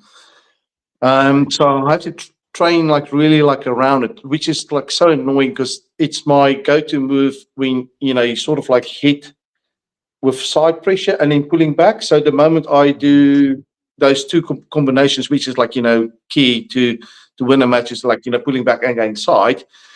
That muscle is just stopping it. It just doesn't want to hear bar of it. So now I have to try to learn the bloody press, which is hard. My elbow doesn't like the press. Oh my goodness, it killed my elbow. No one likes pressing. Yeah. Anyway, so we'll see how that's going to go. But anyway, that's the focus really. Yeah. Nice. And before we start off, I know I've always used the same motto you had mentioned to me, Anton. When we first talked, like it was all a blur because I was so drunk that day at the first tournament in Albany. Yep. Yeah, and I remember it was after the tournament, and I was stumbling out of the club, and then you had told me, "Hey, bro, you're strong. If you learn the basics, you'll be 30% stronger." And I've always carried that on ever since the day you've told me to. When I talk to all the new arm wrestlers now, I always say, "Hey, mate, you're strong. If you learn the basics, you'll be 30% stronger than what you are now." So I've always carried that saying on ever since you told me that day when I stumbled out of awesome. that. But it is so true, because like everybody coming to a table, it's all these weird things, and then once you sort of like lock the body, I think that's the hardest bit. Like when you like new is when you get to the table, is to make sure that your core muscles is tight.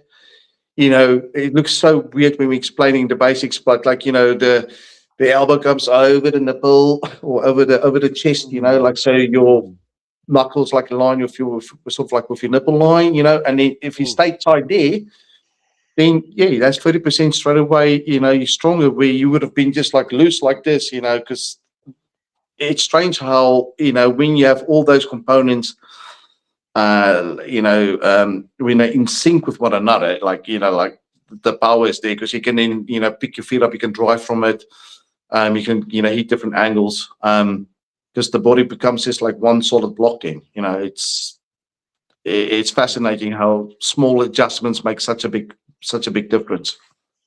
But talking about it, I actually saw a photo today of that, Charles. When I was going through some like old archive photos, trying to find some old data, and then there's a photo, 2016. I think that's sort of like I think that's the sort of like I think that's when you started like like realizing the way you were approaching like an event, and sort of like with and prepping for events is maybe not the right way. Yeah. But anyway, so but you came further that day. I've got like an old little photo, and you look so skinny that day. Man, I was like, you were like, I think you're competing underneath the 100 kg class, but you were skinny, like, you know, like obviously like you just look like really skinny compared to now. Yeah. And obviously like a different beast, you know, like absolutely just owning it.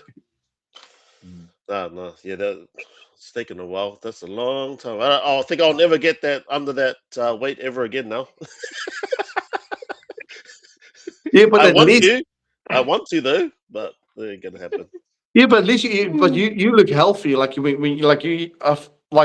there's a few like, you know, arm wrestlers, like when they gain weight, you know, they fill out. I don't fill out. My gut fills out. You know, like I just it just doesn't look right. Yeah, there's a few of us that just, you know, no, you just realize you can't get big. You just have to be sort of like, you know, the 95, 98 kg class. That's all you're going to be. Because nothing else gets big. It's just my tummy. That's me now. Yeah, stop losing it as well, mate. Once you hit that 40s, see, I'm going. That's a lot of fun. My 30s is the years where I'm going to try to figure out some good diets, and hopefully I can carry that over to my 40s anyway. So Ben, so where do you see yourself like next year? Are you going to be underneath the hundreds, or are you coming down to the 90s? Where do you see yourself? Stay up. Conquer the hundreds. Well, if I'm being honest, it's a dilemma for me right now because I'm quite new to it, and I'm feeling the different strength levels from being 85 to 90. Obviously, being lighter, you know, you both, even yourself, Charles and Anton, when you were in your 90s, you felt a lot more quicker, lighter. But as you get bigger, I'm kind of on that journey, figuring it out, and it seems like venturing upwards. It seems that way. It seems that way, you know. So, you know, I'm in That between. 90 class is like, she's getting stacked because I can see like I can see Jackie easily going into the 80 kg class next year, because Jackie was light this year. He was 82 at nationals.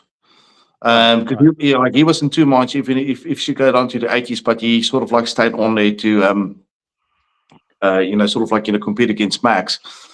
But I can see Jack easily going down to the 80s, and man, like he and being for sheer, like that's a match I want to see. Like obviously, like, you know, the young guns are coming, but that 90 kg class is getting stacked. 80s, there's a few guys coming through.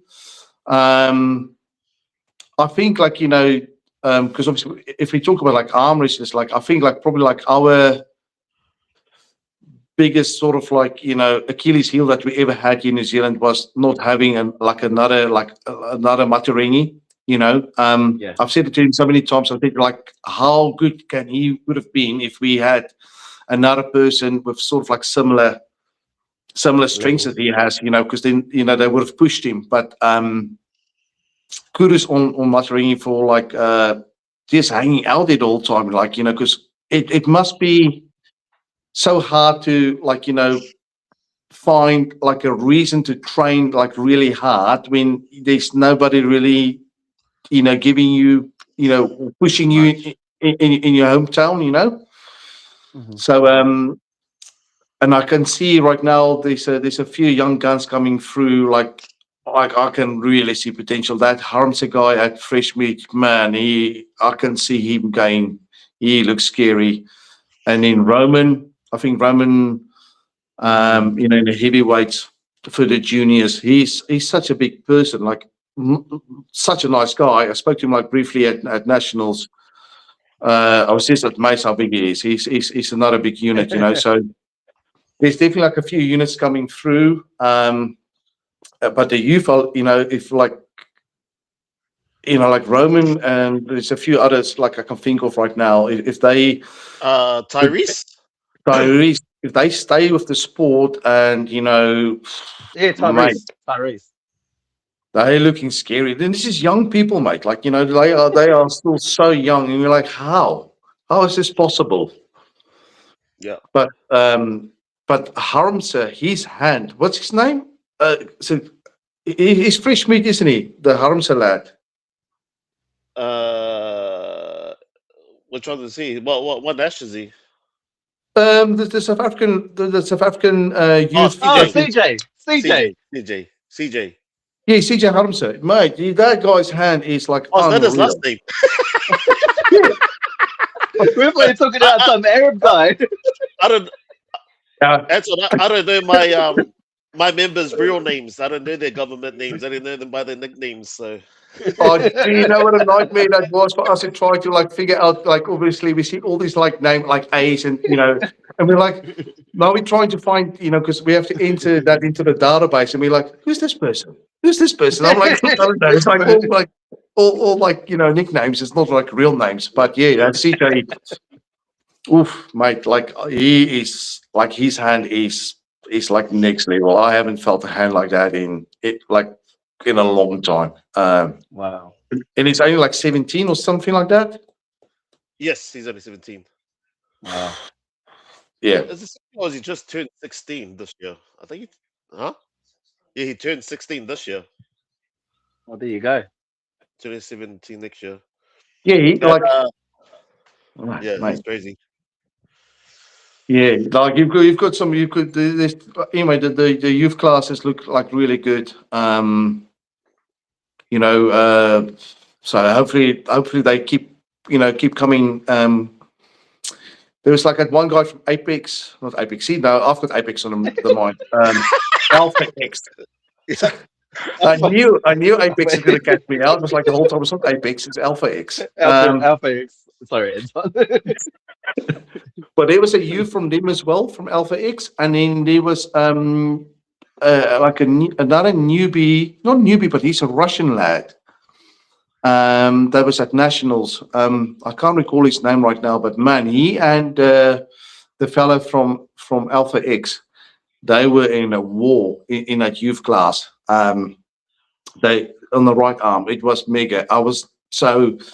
Two new guys I haven't seen before. One from a brand new club, Alpha X, and then the Russian young man. Man, I was like, honestly, I was impressed. That was some good matches there. So anyway, the juniors are coming. So yeah, which is great to see. And then Kieran asks a question. What are your thoughts on William Wu's potential to going international? Sorry, so just say that again. Oh, what are your thoughts on William Wu's potential to go national? Oh, international. Sorry, Yeah. international. I think obviously like the sort of like the first thing for those guys, what they will have to realize is they will have, even though we know that they've got all this talent, you know, and how good the potential they can be, they will just have to go put themselves out there, you know, because it ain't going to come, you know, all by itself. I think there's quite a few guys potentially that can, you know, stir the boat. William was really up there. I just hope he realize, you know, there's opportunity, you know, and he should take it if he can. Yeah. And you know, if say example, if he can't compete in a Worlds, I will definitely, because like Singapore's not too far from here, and they've got some really great pullers. Because he wants to put himself in a place where he can like start making like a little bit of a name for himself. So you know, I'll be, you know, and we know Singapore have some really great guys. But otherwise, definitely see if you can get yourself out to, you know, like a WAF or like a IFA, get yourself in there, and just sort of like test yourself, and then hopefully something will happen from it. Because then it makes it a little bit easier to sort of like, you know, push your name forward to give yourself like a little bit of a go. One of the guys from Singapore, right? Singapore. Just been blank.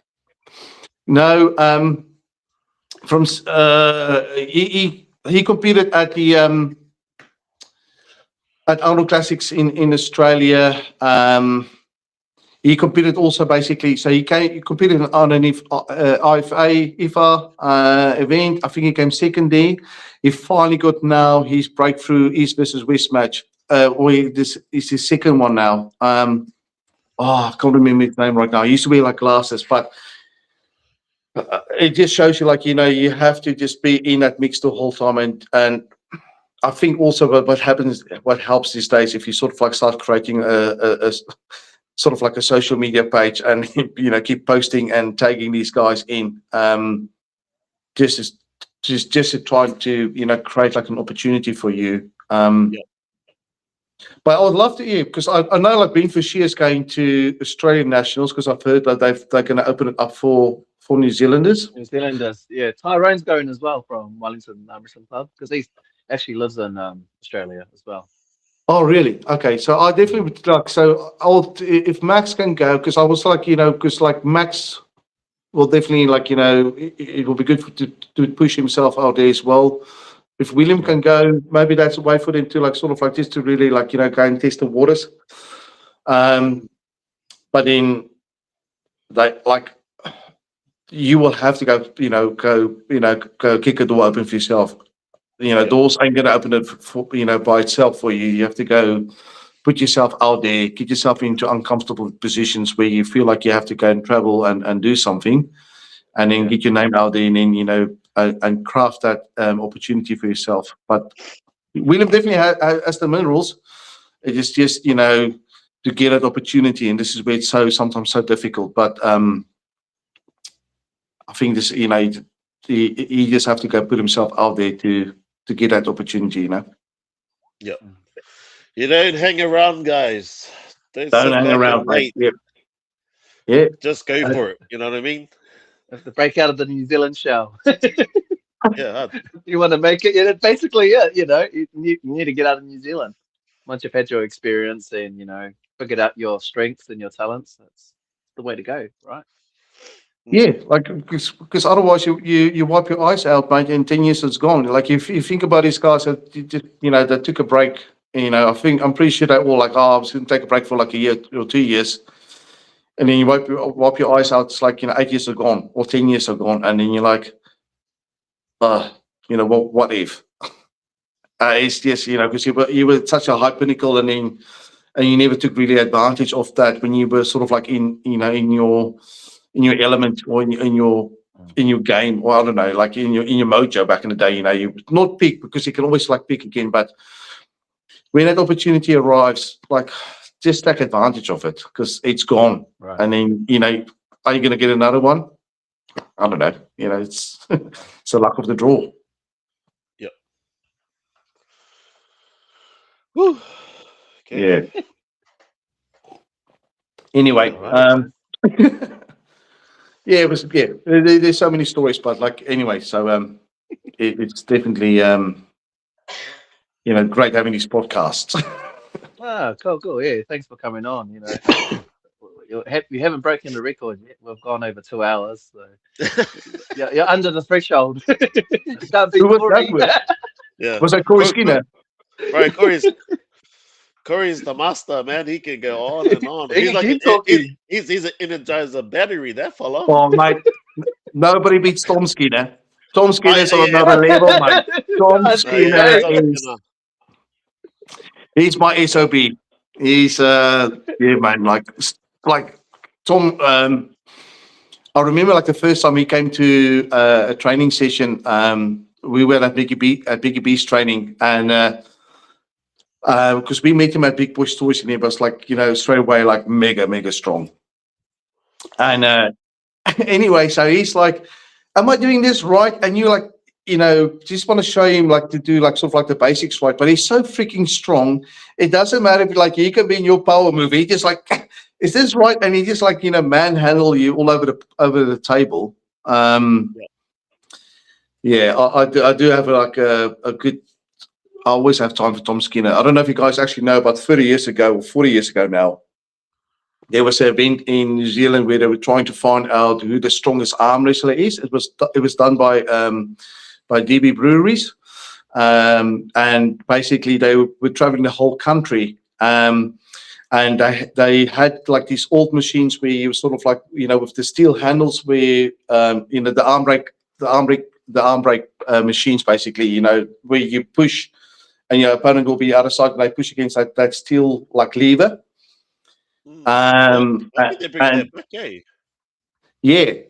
But so the story gets crazier, but like, so Tom Skinner won that event. So they went through the country and then he won his, like, say example, like his regional challenges, and then he went all the way through to the final. And then Narita and Tracy's dad, they were one of the guys helping to build these machines that was traveling all across the country.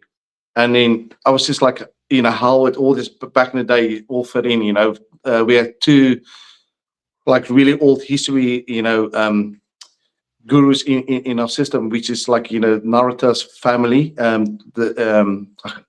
can't remember his name now, but like the dad, like he built that stuff, and then obviously Tom Skinner, winning it. Crazy. Interesting. Talking about Narita? Yeah. Yeah, so Narita and Tracy. Yes, I heard that was like he helped build those machines, those like steel handles. And then, but yeah, like definitely. So when you see Tom Skinner again, like I have a little bit of a yarn with him about it, because he actually, he still have like the paper clippings from it. He brought it in one day at one of the trainings, and he showed me, man, it's just, yeah, it's really good to see, the old history in New Zealand. And then when we sort of like created that website back in the day, when the Internet Arm Wrestling website just sort of like went live, and we launched, I got a couple of phone calls and text messages back then to sort of like, of people that told me about like, a bit of the arm wrestling history of New Zealand. Yeah, so obviously for me, that just sort of like showcased, the importance that we had, sort of like for the senior guys, to stay with the sport, when we just started, because if you don't sometimes have those cornerstones, people not leaving, they always, with the sport, it helps the sport grows. But when you have those guys leaving, then it creates like a void, and if that void doesn't get filled, it sort of like disappears on you. So I'm always like sort of like grateful we had like, Levi, was like really sad on his passing, then Dave Herbert, filled the shoes, helped a lot. James, Matarini, like Charles. So it just sort of like showcased like how really important it is, like, for clubs just to be consistent, there, because like that's how you sort of like grow it. You have to have that, not fallback, but you have to have that pillar, because if you don't have it, then yeah, like, there's a void. If that void doesn't get full, it goes missing, so there's nothing. So yeah, plays a big part here. Yeah. Sweet. Have you got any more questions, Ben? Want to say thank you for jumping on, Anton, and we appreciate it. For those who are unaware, this is our president of the New Zealand Arm Wrestling. So yeah, thank you so much for jumping on tonight. We appreciate your knowledge and wisdom you brought onto the platform tonight and sharing your experience. Well, yeah. Anton's the one who built the arm wrestling from the ground up, and it has continued. How long now, Anton? Have you been in the game now? Since the start. My journey sort of like started in 2006. That's when I sort of like started, and then and then we moved from the UK to New Zealand, and then there was nothing, which was like sort of like frustrating in a way, when you just sort of like just found a sport, that you sort of like really like, that you enjoy. Even though there's no, like my wife said, you found a sport that you're good in, but there's no prize money in it. But you know, we all we all know that, you know, we do the sport for the love. But yeah, and it was just obviously that big challenge to try to get it going. There was obviously like some, you know, big pillars that play a big part. Joel from Canada, he played a big part, you know, financially, because obviously when we created like you know, the federation, you know, there was funds that we had to pay, etc. Those tables that we had to get into the country, man, you know, so we just paid $4,000 for the tables, you know, and we hustled for that $4,000, and then the tables was here, but then we had to pay like another $1,000 to get it released. And we put a SOS out on our on our Facebook page back then, and we didn't get any people like really like, you know, donating. You know, Mate, I think Mate gave me his last bloody $40. I, you know, obviously, like, you know, got a couple of dollars, but we were still like, I think we were still like something like $800 short. You know, it was, you know, it's just like we were all like sort of like starting back in the day, or $700, and then you know, I can't remember, but anyway, so Joel gave us like the remainder of the money that we needed, you know, and obviously like he helped with the setup of the federation, and then my neighbor, oh my god, like he's a lawyer, but you know, I used to stand on his doorstep at night, you know, we drinking like beer and just having like a bit of a yarn, and you know, and I was like explaining what of like, you know, what we have, and you know, how we want to, you know, get this all this stuff like affiliated, etc. And yeah, obviously like he helped me, you know, set things in place, the constitution, etc., etc. You know, and obviously like, you know, I think I went to like the bank to like when we had to go open our bank account, and I had to show like all this documentation, and the lady that helped me open up our bank account for the NZAF, she actually said something I was like really proud of, because she said, man, I've done like heaps of these things, and your documentation is absolutely spot on. It is well written, it's easy. I understand exactly what's going on here.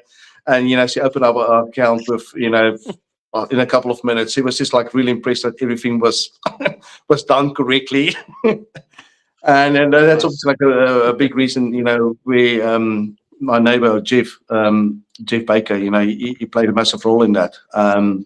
But yeah, so it's like, you know, all these people that helped over the years, and just really excited now to see where it goes to, because it's really exciting, you know, where it's going. Like the levels are climbing, the competition are fierce. You know, if you like, I think everybody would have been wrong picking certain, you know, placings at nationals, but you know, there was quite a few upsets, like really big upsets. Yeah, like honestly, it's great to watch though. It's we're onto a good thing. Atmosphere was good, you know, family friendly. As long as we keep our morals and our values, you know, we can definitely grow the sport. Yep, for sure. Yeah. Well, perfect. That was I think that's us for tonight, guys. Thank you all for logging in today, and dude, sorry, I'm lost for words. But yeah, this is our president, Anton. Any last words for the audience, Anton, before we say goodbye? Oh, just obviously thank you, and sorry for talking your ears off. I definitely I have so many stories. I had to like really pull myself in tonight. It doesn't sound like it, but there's maybe like another 4 stories in each story I could have gone into. But just meet amazing people along the line, like real characters. Torps, you know, Lance, you know, that was my crew back in the day. You know, absolutely fantastic human beings.